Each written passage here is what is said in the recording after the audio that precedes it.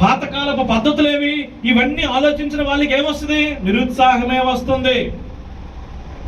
మిమ్మల్ని సైతాను వేసే అత్యంత పెద్ద బాణం మీకు గతంలో జరిగిన సంఘటనలు బట్టి మీకు నిరుత్సాహానికి గురి చేయడమే. నిరుత్సాహము సైతాను ఆయుధం. నిరాశ అపవాది పెట్టినటువంటి ఎక్కుపెట్టిన ఆయుధం. గుర్తుపెట్టుకోండి, ఈ ఆయుధాన్ని జయించాలి. కొంతమంది భలే డైలాగ్ వేస్తారు తెలుసా, మీరు వింటారా? మీరేమి చేయగలరు, మీరేమి వెళ్ళగలరు, నేను లేకపోతే నీకు ఈ పని జరుగుతుందా? నాకు బాగా తెలుసు, మమ్మల్ని బట్టే కదా మీకు ఈ పని వస్తుంది, మేము లేకపోతే మీరేం చేయగలరు. అలాగే ఫర్ ఎగ్జాంపుల్ మన దగ్గరికి వద్దాం, అదా ఆ చిన్న సంఘమా ఈరోజు ఉంటుంది పోతుంది. కొంతమంది ఇంకో నిరుత్సాహం వేసిన, వీళ్ళందరూ ఉద్యోగస్తులు కదా, వీళ్ళేంటి సేవ చేస్తారు, వీళ్ళేం చేయగలరు. ఫర్ ఎగ్జాంపుల్ కొంతమంది నాకు నిరుత్సాహమైనటువంటి ఒక నిరుత్సాహం, నువ్వు ఫలానా వ్యక్తి వెనకాతలు ఉన్నావు కాబట్టే నీ వెనకాతలు మేము లేవండి. ఆ వ్యక్తి వెనకాతలు లేకపోతే నేను ఎవరి వెనకాతలు అంటాను? నేను దేవుని వెనకాతలు అంటాను. నిజానికి నిరుత్సాహం డైలాగులు వేస్తారు, నువ్వు మంచోడువే. ఎంత దారుణమైన మాటలు ఇవి. మాకు తెలుసులే, ఇలా వ్యక్తులు వీళ్ళు ఎలాంటి వాళ్ళ మాకు తెలుసులే అంటే, సైతాను మీ జీవితాల్లో నిరుత్సాహం అనే బాణాన్ని ఎవరో ఒక దారి మీ పక్కని పెడతాడు. దాన్ని పట్టుకోండి.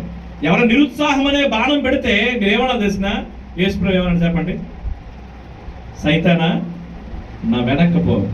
వెనక్కి కూడా వెళ్ళదు, ఎందుకంటే మనం ముందుకు తోసేస్తాం కొన్నిసార్లు. ఏమనాలి? సైతానా నువ్వు ఎక్కడి నుంచి పో. నిరుత్సాహం అనే ఆయుధం పెట్టిన సైతానా ఎక్కడి నుంచి వెళ్ళిపో, నీ వల్ల నాకు చాలా ప్రమాదం, అభ్యంతర కారణం దేవుని పనికి.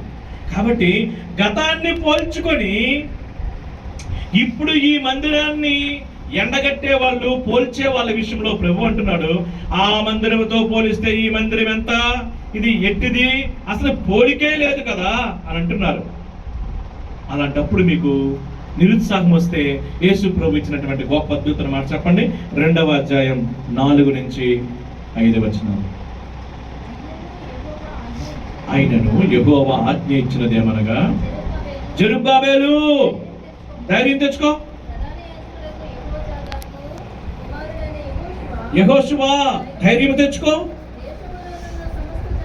జనులారా ధైర్యం తెచ్చుకోండి, ధైర్యం తెచ్చుకోండి.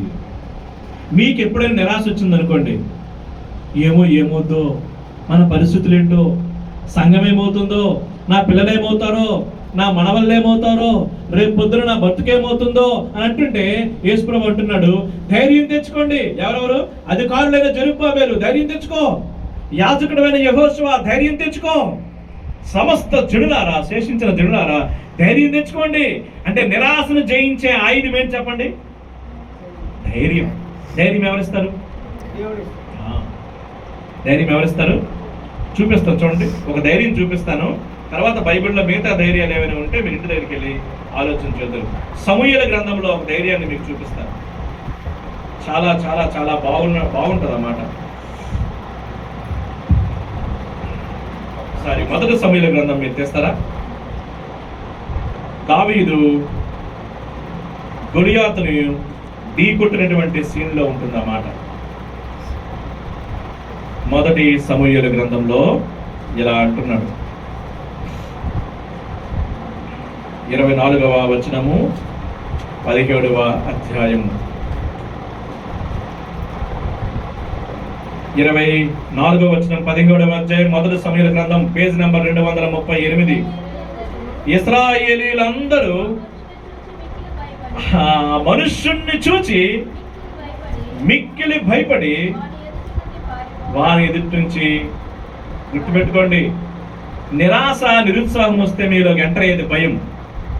భయపడ్డావా నువ్వు పారిపోతావు. సంఘంలో ఎప్పుడైనా నీకు భయం వచ్చిందా, నువ్వు పారిపోతావు. సంఘంలో భయం రావడానికి గల కారణం ఏంటో చెప్పనా? నీకు నిరాశ. ఆ మనుష్యుణ్ణి చూచి, ఆ మనుషుడు ఎలా ఉన్నాడు? గొలియాతు ఆకారం చాలా బేకారంగా ఉంది, ఆయన ఈటు చాలా బలమైనది, కత్తె బలమైనది, మనిషి చాలా బలమైన వాడు, అంతవరకు ఆయన ఎవరు ఓడించిన వాడు లేడు. కాబట్టే ఇశ్రాయేలు ప్రజలందరూ ఆ మనుష్యుణ్ణి చూసి, ఆయన యొక్క ఆకారాన్ని చూసి, ఆయన యొక్క ప్రగల్భము కలిగిన మాటలను చూసి భయపడుతున్నారు. భయపడి ఏమయ్యారంటే ఇశ్రాయేలు ప్రజలు పారిపోయారు. కానీ ఒక చిన్న పిల్లడు, గొర్రెలు కాసుకుంటున్న పిల్లడు మాత్రం ఏం చేశాడు? నిలబడ్డాడు. ఎక్కడి నుంచి వచ్చింది నిలబడ్డాం? దేవునిలో నుంచి. నీవు ఆ మనుష్యుని చూస్తే నువ్వు పారిపోతావు, కానీ నీ వెనకాతల ఉన్న నీ దేవుణ్ణి చూస్తే నువ్వేం చేస్తావు? నిలబడతావు. నిలబడితే ఏం చేస్తావు? నిలబడినోడే కలబడతాడు, పారిపోయినోడు కలబడ్డాడు. ఒక సమస్య వచ్చింది సంఘంలో.